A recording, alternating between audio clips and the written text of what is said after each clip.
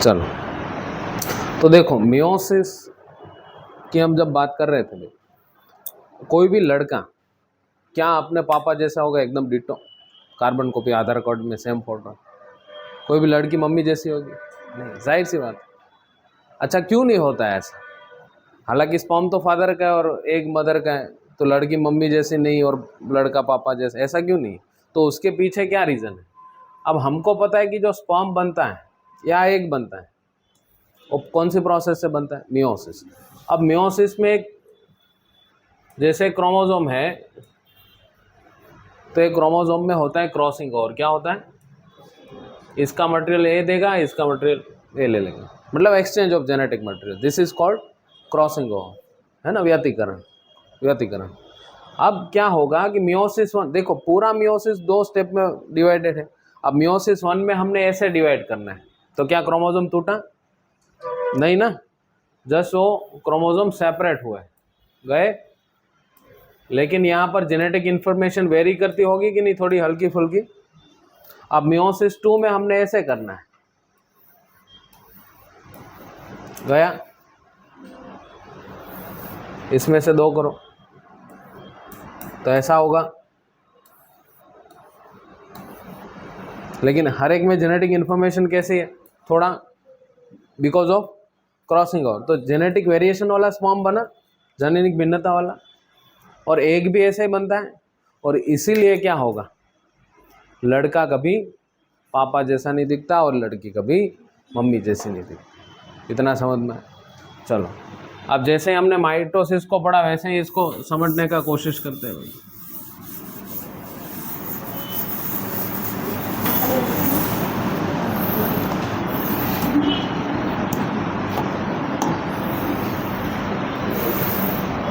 Let's say किसी भी, आप इस सेल को मियोसिस में से पास होना है।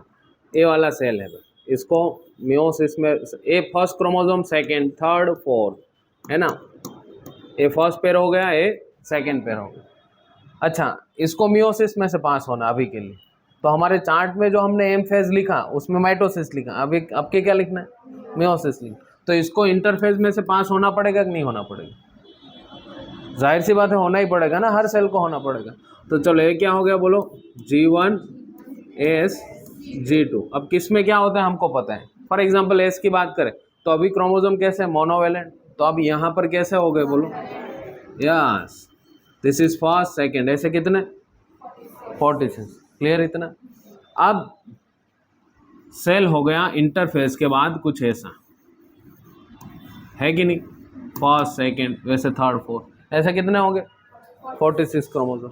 अब मियोसिस 1 के अंदर जितने भी ऐसे क्रोमोसोम है ना भाई, अब मियोसिस 1 के अंदर सारे के सारे क्रोमोसोम ऐसे अलाइन होंगे। कैसे?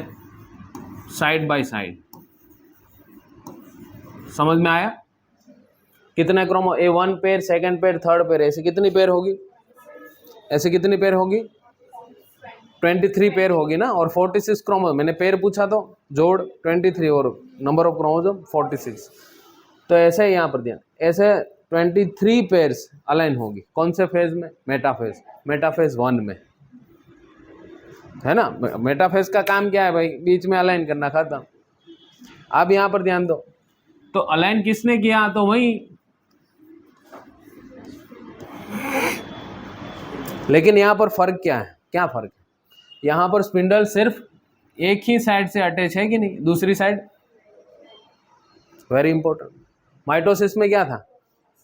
दोनों साइड से था कि नहीं? याद करो, माइटोसिस में हमने अलाइन ऐसे किया था, है ना, दोनों साइड से उसको पकड़ के खींच रहा, तो ये बीच में से टूट रहा था। यहाँ पर टूटेगा तो पता चला अक्सर, फिर साइड में रखा क्यों? अलाइन क्यों? भाई अलाइन इसलिए किया ताकि तुम बगल बगल में आओ और वो जरा प्रोसेस कर लो। कौन सा?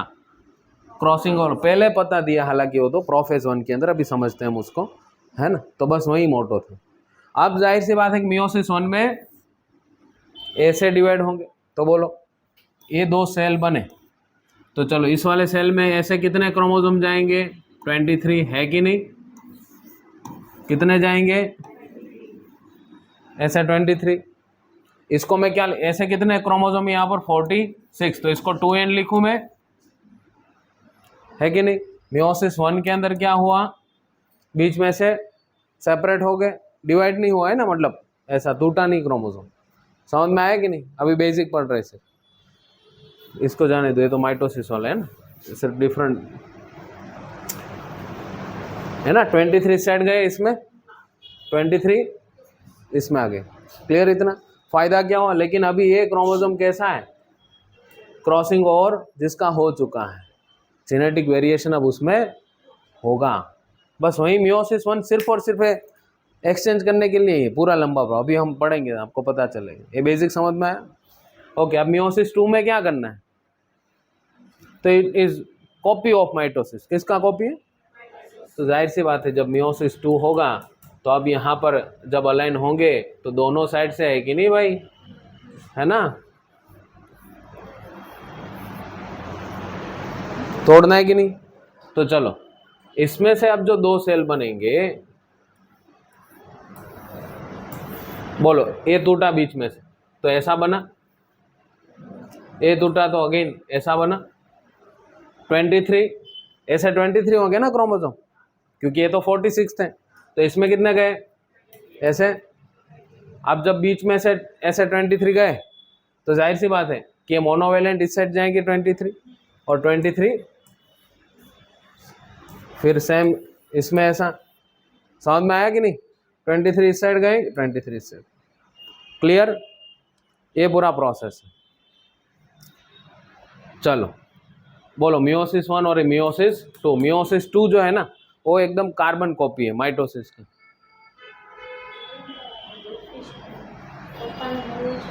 थोड़ी और बेसन ओके, काम आप ही ना। चलो इतना समझ में आया भाई। आप देखो यहाँ पर इसको 23 क्रोमोसोम है तो इसको मैं एन ही कहूँ या और कुछ, इसको भी एन कहूँ। चलो यहाँ पर भी तो 23 तो इसको मैं क्या कहूँ। लेकिन आप मुझे बताओ मियोसिस 1 के बाद जो एन बन रहा है और मियोसिस 2 के बाद जो हर एक सेल में एन बन रहा है, फर्क क्या है।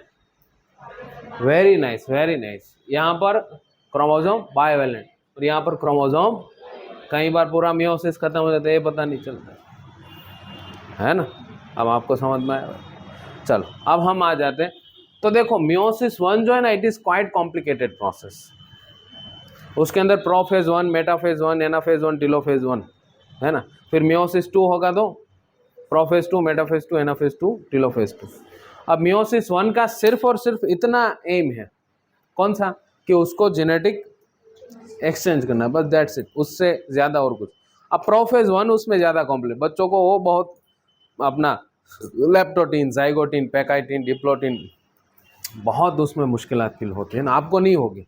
देखो अभी चलो जैसे ये सेल है जिसका मियोसिस करना है हमको, है ना, तो अभी इसमें ऐसे क्रोमोसोम होंगे 1st, 2nd, 3rd, 4th। चलो इसका क्या हुआ बोलो, इंटरफेज हुआ। क्या हुआ, अब इंटरफेज होगा तो अब ऐसा हो गया, यस, हर एक क्रोमोसोम है कि नहीं।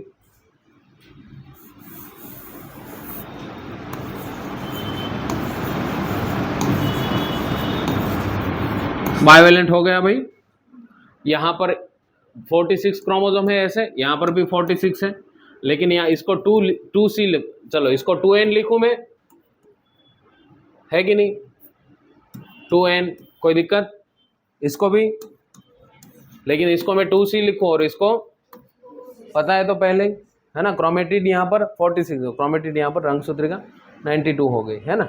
चलो अब इंटरफेज में से पास हो गया तो ये हालत होगी। चलो अब क्या करना है भाई, हमने मियोसिस 1 किस में एंटर होगा, तो अभी तो क्रोमोसोम बिखरे पड़े होंगे ना भाई एकदम ऐसे ऐसे। अब क्या करना है, हमने किस में एंटर हो गया भाई, 1, मियोसिस 1 के अंदर एंटर होगा। तो मियोसिस 1 का अभी हम पहला फेज पढ़ रहे हैं, बोलो कौन सा,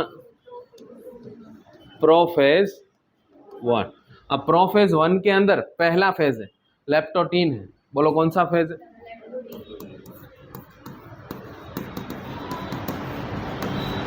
अब लेप का मतलब होता है गोद, क्या होता है, देखो प्रोफेज 1 है तो प्रोफेज 1 में 5 फेज है। पहला है लेप्टोटीन, दूसरा है जाइगोटिन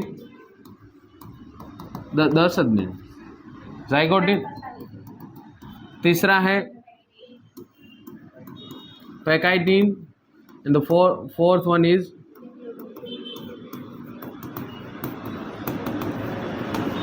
लास्ट वन इज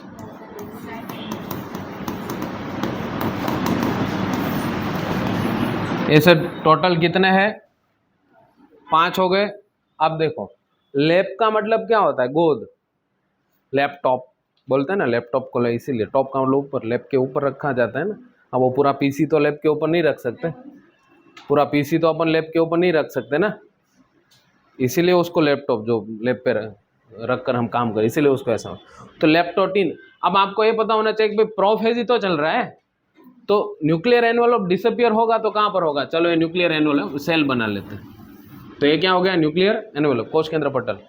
तो न्यूक्लियर एनवेलप गायब होगा तो कहाँ पर होगा? लास्ट में होगा कि शुरुआत में होगा? लास्ट में होता है। प्रोफेज 1 ही चल रहा है ना अभी हमने उसको तो खत्म किया नहीं, अभी चल रहा है।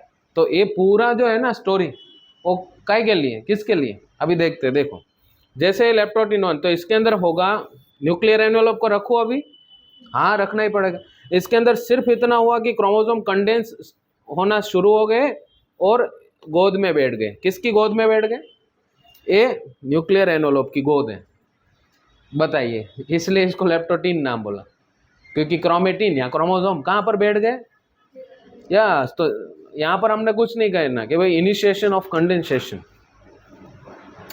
किसका? क्रोमोसोम का। क्रोमोसोम का कंडेंसेशन स्टार्ट। और कुछ लाइन लिखी है देखो लैप्टोटिन में। फर्स्ट स्टेज है, क्या जाती रहे, इतना ही है। अब जाइगोटिन। चलो यहाँ पर अभी भी न्यूक्लियर मेम्ब्रेन को रखूं कि नहीं रखूं? रखता हूं, है ना। अभी जाइगो का मतलब क्या होता है? जुड़ना, जाइगोट, इसीलिए तो जाइगोट ना बोला, युग्मनज। जाइगोटिन क्रोमेटिन का जुड़ना, नजदीक आना। अच्छा, तो यहाँ पर क्या होता है भाई कि क्रोमोसोम जो है वो क्रोमोसोम एक दूसरे के बगल में आते हैं। चलो बगल में कौन लाएगा? मुफ्त में आएंगे? नहीं, प्रोटीन के फिलामेंट बनते हैं और ये जो जुड़ते हैं ना उसको बोलते हैं साइनेप्सिस। क्या बोलते हैं? और जो जाहिर सी बात है, जो साइनेप्सिस मीन्स व्हाट? जुड़ना। मुफ्त में तो जुड़ते नहीं, कोई प्रोटीन के फिलामेंट होंगे, तो प्रोटीन के फिलामेंट की जो उसको खींचते हैं, तो उसको नाम क्या दिया? Synaptonemal complex. तो यहाँ पर किसका फॉर्मेशन होगा? फॉर्मेशन ऑफ साइनेप्टोनिमल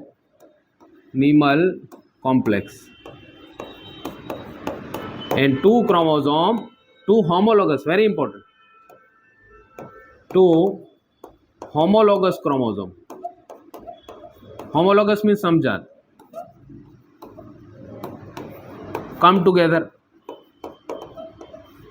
भाई सीधी सा तो बात है।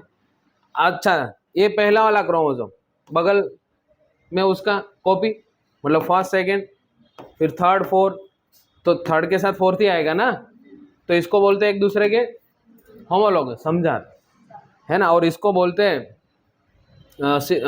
Sister chromatids. अभी इसमें तो एक ही है। अभी देखो यहाँ पर ये इसको क्या बोलेंगे हम? Sister chromatids. क्यों सिस्टर क्रोमेटिड्स बोला? एक ही क्रोमोसोम की 2 है ना, समझ में आया।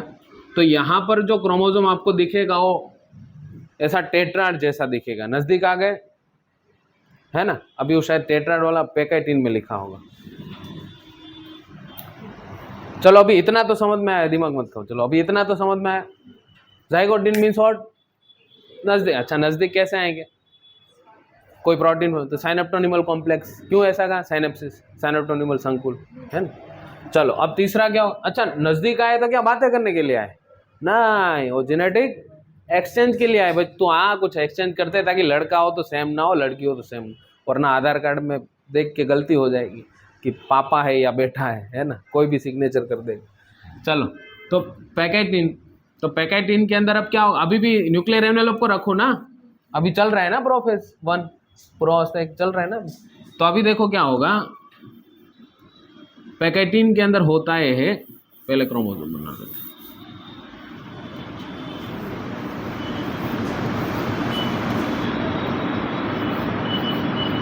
क्या हुआ, क्रॉसिंग ओवर हुआ, दिस इज ऑड, समझे? तो न्यूक्लियर एनवेलप रखो ना अभी भी,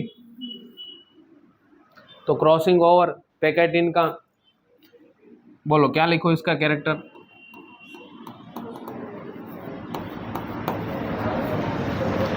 और इससे जेनेटिक एक्सचेंज हो जाएगा। साथ आए थे, क्यों आए थे?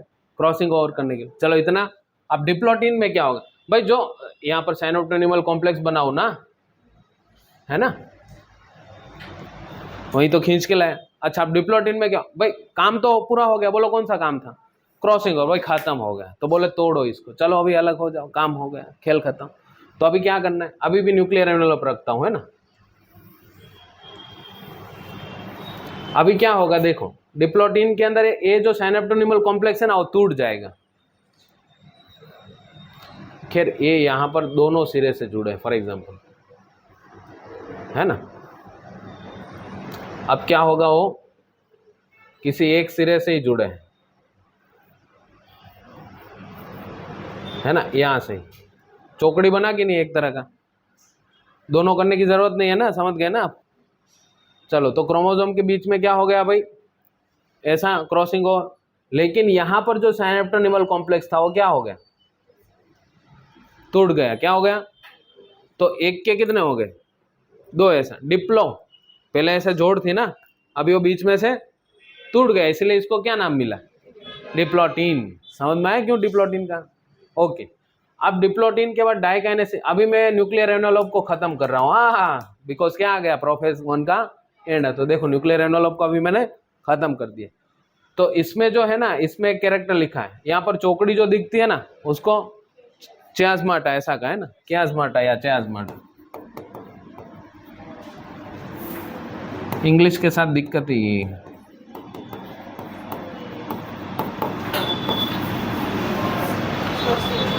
स्वस्तिक चौकड़ी, समझ में आया? चलो, और कोई कैरेक्टर लिखा, yes, in degradation of, degeneration या डिग्रेडेशन लिखा, डिग्रेडेशन ऑफ साइनोप्टेनिमल कॉम्प्लेक्स, है कि नहीं भाई? तो इसीलिए तो छुट्टे पड़ेंगे ना, वही थोड़े पड़ेंगे, वो प्रोटीन के फिलामेंट को तोड़ना पड़ेगा। क्लियर कि नहीं? ओके। चलो, अब क्या होगा, तो अब हमने जो काम करना था वो तो काम कर लिया भाई। तो अब क्रोमोसोम एकदम 100% क्या हो गए, सेपरेट हो गए। चियाज़्माटा भी अब है नहीं, और अच्छा सेपरेट तो हुए, लेकिन क्या हुआ, जेनेटिक मटेरियल एक्सचेंज भी कर लिए।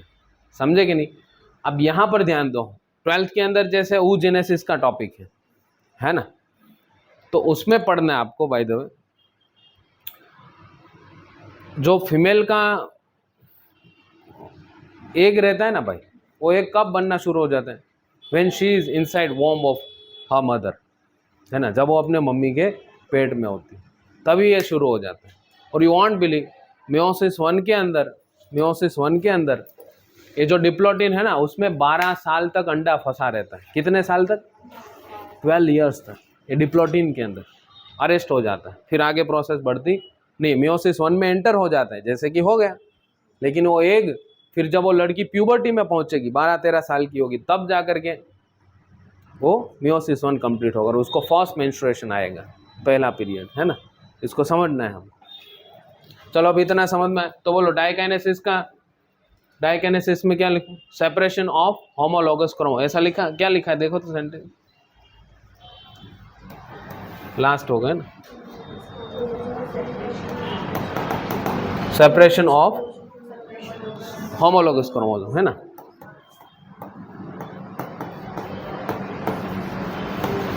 और कुछ इसमें कहने की जरूरत है?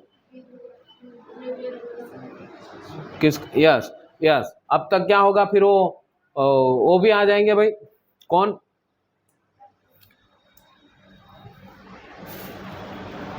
अपने सेंट्रियोल भी आ जाएगा अब तक। तो बोले अब चलो, अब मैं अपना काम शुरू कर देता हूँ, है ना। तो सेंट्रियोल में से धीरे धीरे निकलना शुरू हो जाएगा, है कि नहीं। और फिर इसको पकड़ना है, पकड़ के अलाइन करना है। क्लियर? चलो अब तुम लोग मियोसिस 1 का प्रोफेज 1 पढ़ो जल्दी, 5 मिनट में आ रहा हूँ मैं। भाई इतना समझ में आया? मियोसिस 1 का प्रोफेज 1। प्रोफेज 1 इतना लंबा चौड़ा क्यों किया बताओ? क्या फायदा इतना सब करने का? या just to perform crossing over, और कोई इसमें हेतु है ही नहीं, और कोई एम नहीं। इतना लंबा प्रोसेस सिर्फ और सिर्फ एक की वजह से किया, वो क्रॉसिंग ओवर। तो क्या कहा देखो, सादी भाषा में समझो, सिंपल लैंग्वेज। क्रोमोसोम को बिठाया, बोले मतलब गोद में ऐसा लेप में, तो क्या कहा? लैप्टोटिन, बोले बैठो आराम से, बैठ गए, बोले हाँ बैठ गए, चलो अभी नज़दीक आओ। तो नज़दीक का मतलब जाइगोटिन, जाइगोटिन हुआ तो फिर जाइगोटिन हुआ क्यों? नज़दीक आए तो उस प्रोसेस को क्या बोलते हैं? स्टेप को, फेज को तो जाइगोटिन बोलते हैं, प्रोसेस को क्या बोलते हैं? सिनेप्सिस या साइनेप्सिस, जुड़ना।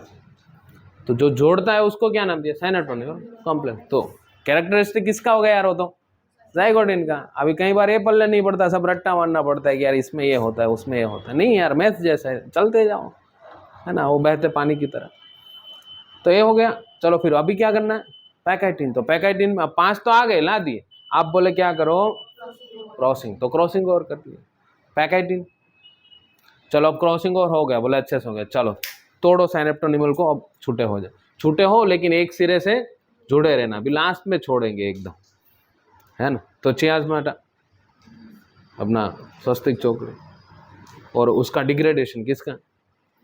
साइनेप्टोनिमल लिखा है ना, साइनेप्टोनिमल कॉम्प्लेक्स, लेकिन एक सिरे से जुड़े। वेरी इंपॉर्टेंट, साइनेप्टोनिमल कॉम्प्लेक्स का डिजनरेशन यहाँ पर नहीं होता, यहाँ पर होता है ना। चलो अब डाई का मतलब क्या होता है? 2। काइनेसिस का मतलब डिवाइड होना। तो क्रोमोसोम 2 में कंप्लीटली डिवाइड होते हैं। क्लियर? एक बार फिर से, आओ बैठो, नज़दीक आओ, क्रॉसिंग ओवर करो, थोड़े छूटे हो, एकदम छूटे हो, एकदम फिट हो गया, है ना। बाकी ये बहुत रट्टा मारना पड़ता है, प्रोफेज 1 समझ में नहीं आता, पल्ले ही नहीं पड़ता, लेकिन ऐसा है। चलो अब नेक्स्ट क्या हो गया बोलो? और नीट में क्या पता इन लोग को मियोसिस के क्या, मियोसिस से क्या रिश्ता है, माइटोसिस से क्या रिश्ता है? हर बार इस चैप्टर में से 5-6 क्वेश्चन पूछ लेते बोलो, ज़्यादातर नॉर्मली लास्ट ईयर की एग्जाम में भी थे, उसके पहले भी थे, इतने क्वेश्चन आ जाते। अब कॉन्सेप्चुअल है ना, इस वजह से पूरा किधर भी इसमें अटवा जाता है, रट्टा मारा तो अटवाई जाएंगे। चल प्रोफेज 1 हो गया, अब हमने क्या करना है? मेटाफेज 1।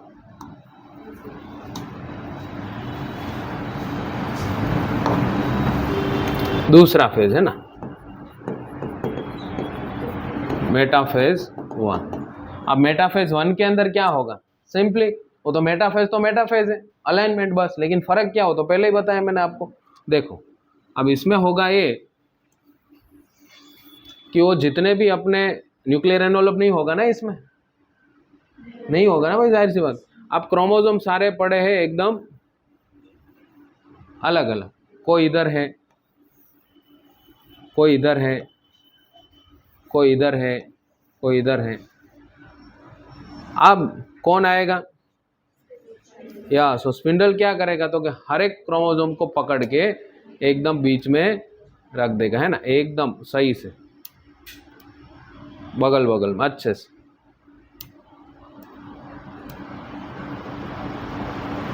अरे नहीं लिखना है यार, क्या हुआ?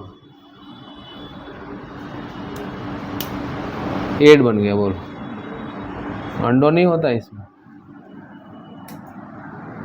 पूरा कहीं अंडो नहीं हो जाए। हो, है ना। बोले क्या हो जाओ वो, एकदम सही से पहले हो जाओ और बगल में आ जाओ। ये किसने किया होगा बोलो तो? यस, ये मैंने नहीं किया, इसमें से निकला कौन?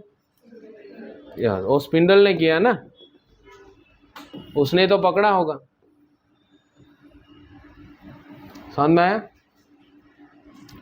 उसने तो पकड़ के ऐसा। अच्छा, ये फर्स्ट पेयर हो गया, ये सेकंड पेयर हो गया, ऐसे कितनी पेयर होगी? 23 पेयर होगी, है कि नहीं? तो बोलो इसका कैरेक्टर बोलो, चलो मेटाफेज 1 का। यस, अलाइनमेंट, अटैचमेंट भी लिखा, अटैचमेंट इसमें लिखा है, अटैचमेंट ऑफ स्पिंडल। ओके चलो, alignment of homologous chromosome, homologous chromosome. और अटैचमेंट लिखा हो तो प्रोफेज में लिखा है कि इसमें? हाँ तो मेटाफेज में आ गए 5 मिनट में। हाँ अलाइनमेंट तो है ही, अलाइनमेंट तो होगा ही, और अटैचमेंट भी होगा ना, अटैच होगा तभी तो अलाइन कर सकेगा ना, है कि नहीं? तो वही तो पहले हमने लिखना था, और अलाइनमेंट तो बाद में होगा ना, पहले क्या होगा बोलो तो? Yes, attachment of spindle apparatus to kinetochore. अच्छा पकड़ा तभी तो फिर उसको अलाइन कर सकेगा, है ना? पकड़ के फिर क्या किया, एकदम बीच में अलाइन कर दिया एकदम अच्छे से। ओके चलो अब क्या करना है, बोला अभी ऐसे रहो। अब हम आते हैं, हम कौन? एनाफेज। एनाफेज क्या करेगा? यस तो चलो, ये तो मेटा था, मेटाफेज 1 ना, तो बोलो मेटाफेज 1 और माइटोसिस का मेटाफेज। देखो there is no need to clarification, सिर्फ मेटाफेज बोला तो वो तो किसका ही होगा? माइटोसिस का ही होगा, लेकिन 1-2 अगर लिखा है तो फिर किसका होगा? समझे कि नहीं? अच्छा मैं ऐसा क्वेश्चन बनाऊं, what is difference between metaphase and metaphase 1? It means mitosis का मेटाफेज और मियोसिस का मेटाफेज, वो तो वही हुआ ना, there is no need to clarify. क्या फर्क है बोलो? यस उसमें क्या था भाई, उसमें 46 क्रोमोसोम ऐसे हो रहे थे ना, अब उसमें हमने एक ही बारी में खेल खत्म करना है, ऐसे करो 46 इस साइड 46, तो इक्वेशनल डिवीजन था ना, इसमें मसला ही अलग है पूरा। कंपेयर कर रहे हो तुम, है ना? इसमें दोनों साइड से अटैच हुआ स्पिंडल अपने, है कि नहीं? चलो तो अभी क्या लिखूं भाई तीसरा? Sorry, anaphase. लो एनाफेज 1 में कुछ नहीं करना भाई हमने, क्या होगा, ये जो क्रोमोसोम है एक सिर अभी ऐसे हुआ है ना डिवाइड, तो क्या हुआ, क्रोमोसोम तो बाइवेलेंट ही है, वी आकार का करना पड़ेगा। कौन पकड़ के ले गए इसको अपोजिट पोल पे? Yes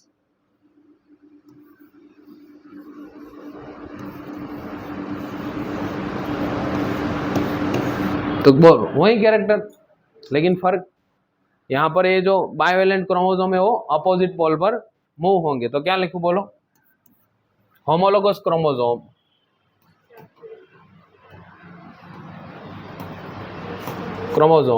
separates and move towards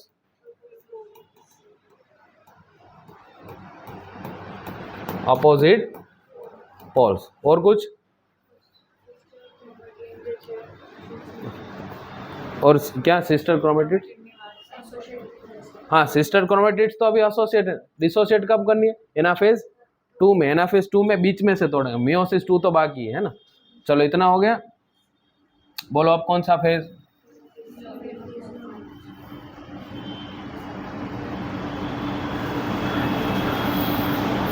telophase 1 है ना। चलो टेलोफेज 1 वो तो हमको पता ही है, जैसे क्या होगा, पर्सनल आइडेंटिटी इसकी लॉस कर देगा, लेकिन अभी हमको पता है कि क्रोमोसोम ऐसे कितने आ गए हैं इसमें? यस वेरी नाइस, 23 आ गए ना, इस साइड भी कितने आ गए, है कि नहीं?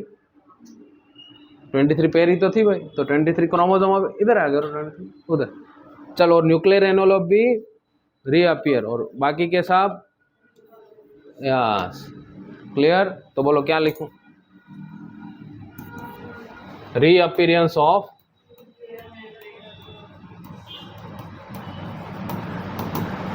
चलो फिर दूसरा, यस रीअपियरेंस ऑफ, और कुछ नहीं, अभी वो इंटरकाइनेसिस होगा, है ना। अभी ये तो टेलोफेज 1, तो क्या अभी साइटोकाइनेसिस नहीं? उसके लिए साइटोकाइनेसिस वर्ड नहीं, क्योंकि मियोफेज 1 और 2 के बीच में साइटोकाइनेसिस है ना, इसलिए इसको बोला। 2 के बीच में तो इंटर वर्ड यूज होता है।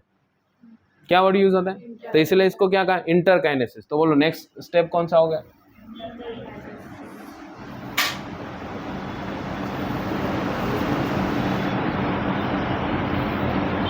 तो इसको हम एक अलग से ही भाई लिख लेते हैं, ये करके चलो, या फिर 5th लिखो ना, चलो कोई दिक्कत। इंटर काइनेसिस, तो वही inter kinesis it is one type of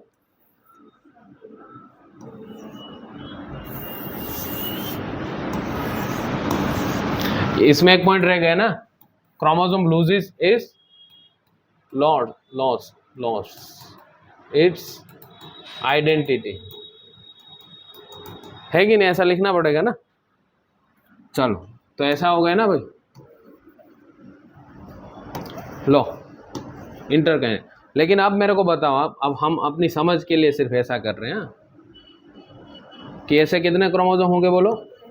yes 23।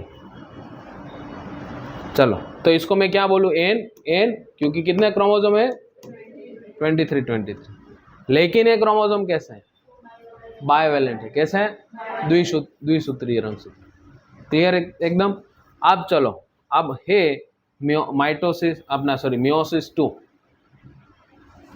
अब मैं आपको सिंगल उसमें समझा देता हूँ। चलो मियोसिस 2, तो इस सेल का भी मियोसिस 2 होगा, इसका भी मियोसिस 2 होगा। चलो मियोसिस 2 करना है तो पहले इसको किस में एंटर होना पड़ेगा? प्रोफेज 2 आएगा ना। तो प्रोफेज 2 में क्या होगा भाई? मियोसिस 2 है ना, वो कार्बन कॉपी किसका? माइटोसिस का। अभी मैंने इस एक सेल का ले लिया है ना, तो इसका भी वही हालत होगा ना। दोनों को साथ लेके चलने की जरूरत नहीं है, वो तो हमको पता चलता है, लेकिन हम यहाँ पर कर रहे हैं ना। चलो तो वो क्या होगा भाई, है ना, वो इसकी आइडेंटिटी लूज थी एकदम, तो वो वही एकदम प्रॉपर हो जाएंगे, है कि नहीं? चलो प्रोफेज के बाद क्या होगा? मेटाफेज 2। तो मेटाफेज 2 में क्या होगा? वही बीच में अलाइनमेंट, लेकिन अब के क्या है? यस, लेकिन माइटोसिस और मेटाफेज, अपना माइटोसिस का मेटाफेज और इसका मेटाफेज 2, फर्क क्या हो तो हमने, है ना, अपना सॉरी मियोसिस का मेटाफेज 1 और माइटोसिस का क्या फ़र्क है वो तो हमने पता लगाया। और दूसरा फर्क ये है कि माइटोसिस में सेल में ऐसे कितने क्रोमोसोम अरेंज होते हैं? Very nice. इसमें कितने हैं? यस, क्योंकि इसकी हालत भी तो वही होगी, है कि नहीं? न्यूक्लियर एनवेलप डिसअपियर हो सब, फिर इसमें यहाँ पर वही, ये दोनों सेल का है ना।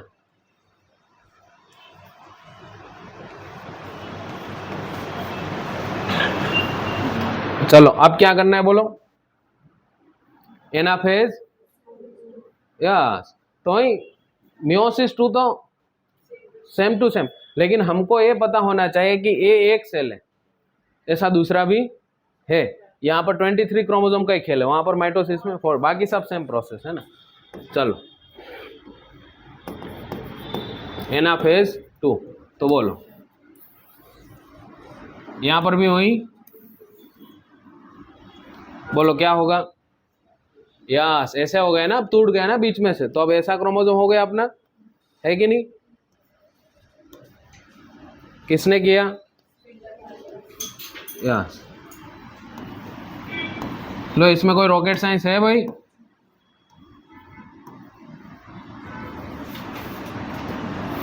ओके, अब फिर क्या करना है बोलो? Yes, telophase 2।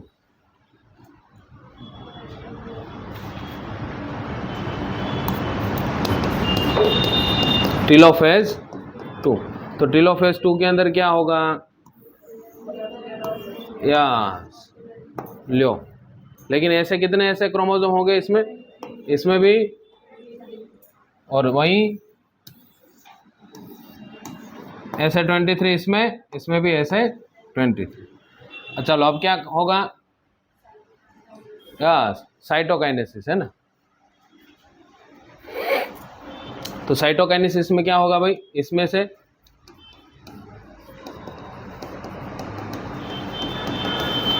से लो 2 बन गए, इसमें भी वही कितने बने टोटल?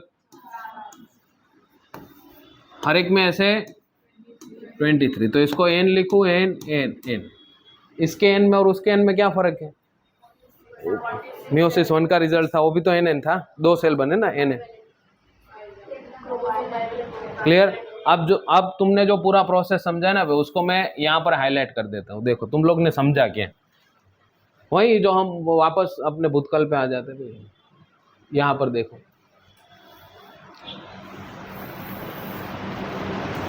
सेल ऐसा था, फर्स्ट क्रोमोसोम सेकेंड क्रोमोसोम, बोलो किस में से पास हुआ, इंटरफेज में। अब हो गया ऐसा, कलर नहीं बदलेगा, अब हो गया ऐसा क्रोमोसोम, है कि नहीं।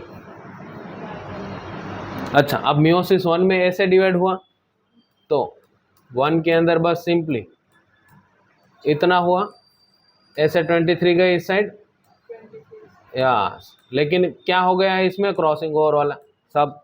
अब मियोसिस 2 में ऐसे हुआ, खत्म। समझे कि नहीं, इतना ही पढ़ा है तुम लोगों ने, लेकिन उसको एकदम अच्छे से पढ़ा है। बस मियोसिस 1 में हमने ऐसे अलग करना है और मियोसिस 2 में ऐसे। लेकिन ये ऐसे अलग करने से पहले प्रोफेज में को सब करो तामझाम, है ना, फिर तो आ जाएगा मेटाफेज 1, एनाफेज 1। एकदम पिक्चर क्लियर। चलो एक बार पढ़ लो जल्दी से।